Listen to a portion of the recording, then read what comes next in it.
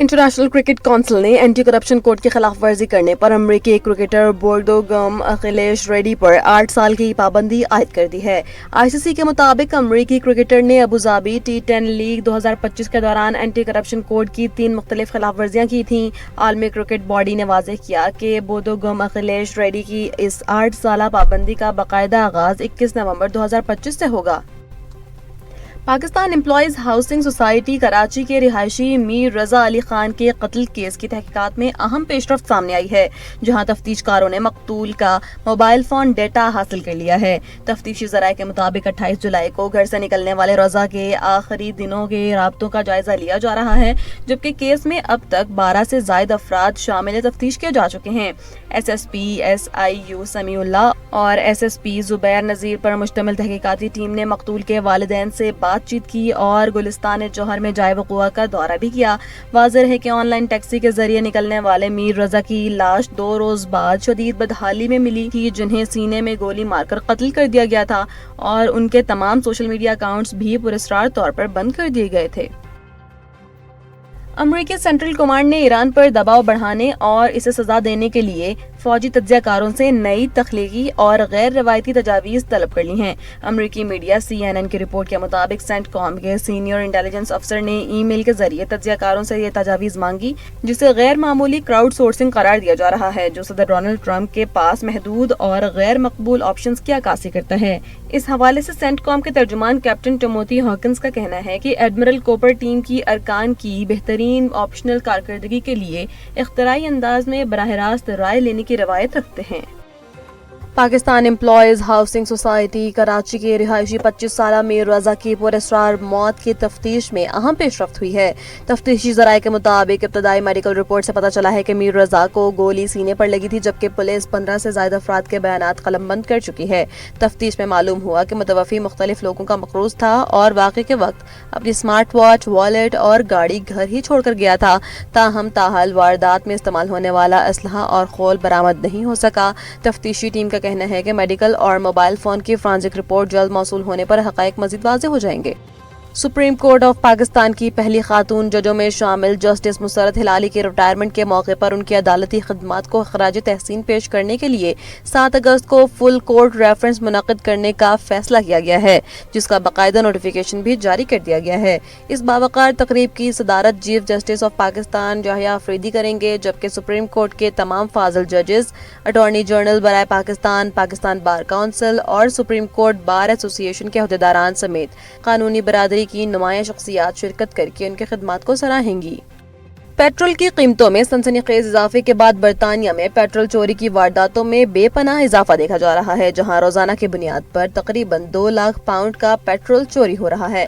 Media reports के मुताबिक बहुत से ड्राइवर्स पंप से गाड़ी में पेट्रोल डलवाने के बाद बगैर अदायगी किए फरार हो जाते हैं, जिसके बायस पेट्रोल चोरी की मजमूई मालियत में 48% इजाफा रिकॉर्ड किया गया है।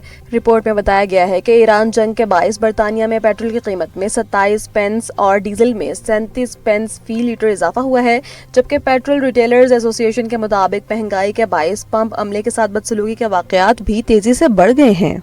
मारूफ अमरीकी माहिर माशियात और जॉन्स हॉपकिंस यूनिवर्सिटी के प्रोफेसर स्टीव हिंके ने इस ख्याल को मुस्तरद कर दिया है कि मसनूई ज़हानत जल्द ही लाखों इंसानी मुलाजमतें खत्म कर देगी। उनके मुताबिक AI के लिए बिजली, पानी और डेटा सेंटर्स की मद में बेपनाह बुनियादी अखराजात दरकार हैं, इसलिए कंपनियां तब तक इंसानों की जगह AI को नहीं लाएंगी जब तक ये तनख्वाहों से सस्ता मुतबादिल साबित न हो। हैंके ने बताया कि टेक कंपनियां रवां साल AI इंफ्रास्ट्रक्चर पर $700 अरब खर्च कर रही हैं, जो 2027 तक $1 खरब तक पहुंच सकते हैं। दूसरी जानिब एलोन मस्क AI को मुफ्त के करीब लाने और आलमी बुनियादी आमदन की हिमायत कर रहे हैं, जबकि माइकल बरी जैसे माहिरीन ने AI में गैर मामूली अखराजात पर तहफ़्फ़ुज़ात का इजहार किया है। मुल्क भर में मानसून के आगाज के बाद शदीद बारिशों का सिलसिला जारी है, जबकि मुख्तलिफ इलाकों में सैलाबी सूरत हाल भी पैदा हो चुकी है। ऐसी सूरत हाल में अपनी और अपने अहल खाना की हिफाजत के लिए किन एहतियाती तदाबीर पर अमल करना जरूरी है, आइए इस डॉक्यूमेंट्री में जानते हैं। पाकिस्तान के मुख्तलिफ इलाके इस वक्त शदीद बारिशों और सैलाबी सूरत हाल से दो चार हैं। महकमा मौसमियात खबरदार कर रहा है कि ये गैर मामूली बारिशें माह के आखिर तक जारी रह सकती हैं। सैलाब एक ऐसी कुदरती आफत है जो लम्हों में सब कुछ बहा कर ले जाती है।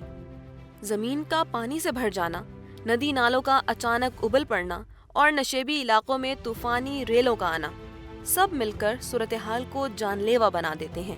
ایسے فلیش فلڈز اکثر رات کے وقت زیادہ مہلک ثابت ہوتے ہیں کیونکہ اندھیرے میں پانی کی گہرائی اور رفتار کا اندازہ لگانا تقریباً ناممکن ہوتا ہے۔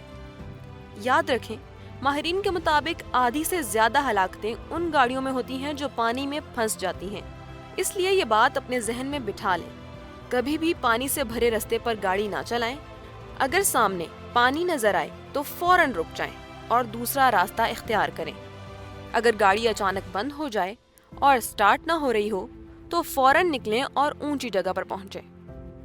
ایک انڈر پاس صرف چند منٹوں میں 5 سے 6 فٹ پانی سے بھر سکتا ہے اور یہ صورتحال زندگی کے لیے بڑا خطرہ ہے۔ سیلاب کے دوران لازمی احتیاطی تدابیر۔ بارش، بجلی اور گرج چمک کے دوران ہمیشہ محتاط رہیں۔ ندی نالوں، کھائیوں اور برساتی پانی کے قریب نہ جائیں۔ یاد رکھیں، صرف 6 انچ بہتا پانی بھی کسی کو گرا سکتا ہے اور اپنے ساتھ بہا کر لے جا سکتا ہے۔ پیدل چلتے ہوئے، کھیلتے ہوئے یا تیراکی کرتے ہوئے پانی میں نہ اتریں۔ بچوں کو سختی سے منع کریں کہ وہ پانی کے قریب نہ جائیں کیونکہ ان کے اندر خطرے کا اندازہ لگانے کی صلاحیت بہت کم ہوتی ہے۔ اپنے گھر اور زندگی کے تحفظ کے لیے یہ اقدامات کریں۔ کم از کم 3 دن کا پینے کا صاف پانی، کھانے پینے کا سامان، torch, mobile power bank, first aid kit, نقدی اور 7 دن کی ضروری ادویات اپنے پاس رکھیں۔ گھر واپس لوٹتے وقت ارد گرد نظر ڈالیں کہ کہیں بجلی کی کھلی تاریں یا گیس کا رساؤ تو موجود نہیں۔ اگر گیس کی بو یا سیٹی جیسی آواز سنائی دے تو فوراً گھر خالی کر دیں اور متعلقہ اداروں کو اطلاع دیں۔ بجلی کے گرے ہوئے کھمبوں، پانی میں ڈوبی تاروں یا ٹوٹے ہوئے برقی آلات کے قریب نہ جائیں۔